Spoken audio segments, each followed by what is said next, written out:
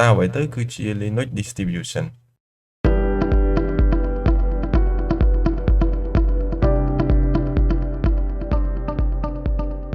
ជំរាបសួរអ្នកនរគ្នាជួបគ្នាម្ដងទៀតហើយកាលពីវីដេអូមុនខ្ញុំបានធ្វើវីដេអូដែលនិយាយអំពី Linux OS ដូច្នេះនៅក្នុងវីដេអូនេះគឺយើងមិនបានឃ្លាតឆ្ងាយពី Linux OS ទេគឺយើងនឹងលើកប្រធានបទមួយដែលទាក់ទងជាមួយទៅនឹង Linux distribution តើវាគឺជាអ្វី distro ដែលពេញនិយមនៅក្នុងពេលបច្ចុប្បន្នគឺមានអ្វីខ្លះតោះទៅតាមដានទស្សនាទាំងអស់គ្នា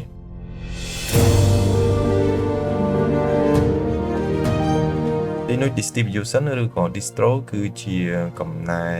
ដែលបានមកពីការកែប្រែនៅ Linux kernel ដែលរួមមានដូចជាកម្មវិធី library package management ឬក៏ desktop environment ដើម្បីប្រើប្រាស់ទៅតាមតម្រូវការជាក់ស្ដែងព្រោះ Linux គឺជា open source ដូច្នេះក្រុមហ៊ុនឬក៏ស្ថាប័នធំៗអាចបង្កើតជា distro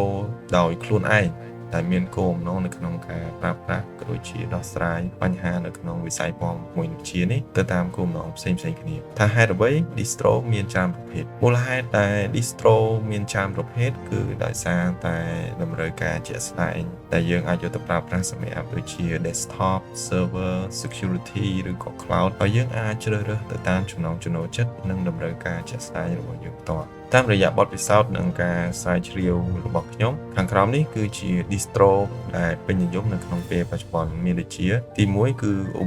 Ubuntu ត្រូវបានបង្កើតឡើងនៅក្នុងឆ្នាំ2004មានភាពងាយស្រួលនៅក្នុងការប្រើប្រាស់និងមាន long term support រហូតដល់5ឆ្នាំហើយការប្រើប្រាស់គឺអាចប្រើបានសម្រាប់ទាំង desktop server ហើយនិង cloud computing សម្រាប់អ្នកចាប់ផ្ដើមគួរតែប្រើប្រាស់ Ubuntu គឺជាជម្រើសល្អបំផុតទី2គឺ Debian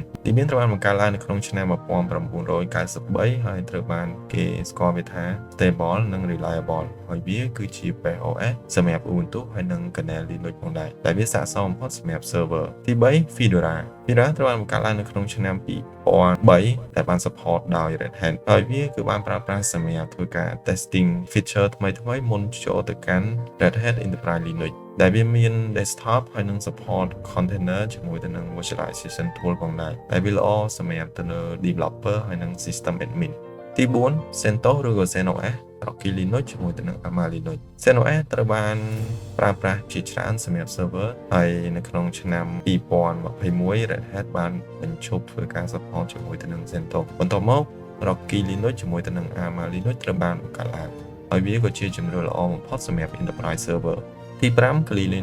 Linux ចេញនៅក្នុងឆ្នាំ2013ដែលវាមាន tool ច្រើនជាង600 tool ដែលវាស័ក្តិសមបំផុតសម្រាប់ ethical hacker ជាមួយនឹង penetration testing ហើយវាអាចប្រើប្រាស់សម្រាប់ធ្វើការ run live boot ដែលគេពេញនិយមក្នុងការប្រើគឺសម្រាប់ cyber security pen testing ជាមួយទៅនឹង digital forensicជាចុងក្រោយ Linux distribution គឺជាកំណែផ្សេងៗគ្នារបស់ Linux ដែលយើងអាចយកទៅប្រើប្រាស់ទៅតាមតម្រូវការជាក់ស្ដែងរបស់អ្នកប្រើប្រាស់ដូច្នេះមុននឹងអ្នកចាប់ផ្ដើមប្រើ Linux អ្នកគួរតែសួរខ្លួនឯងជាមុនសិនតើអ្នកប្រើ Linux នៅក្នុងគោលបំណងអ្វីសម្រាប់ desktop server security ឬក៏សម្រាប់ testing ពេលនោះអ្នកនឹងអាចជ្រើសរើសនៅ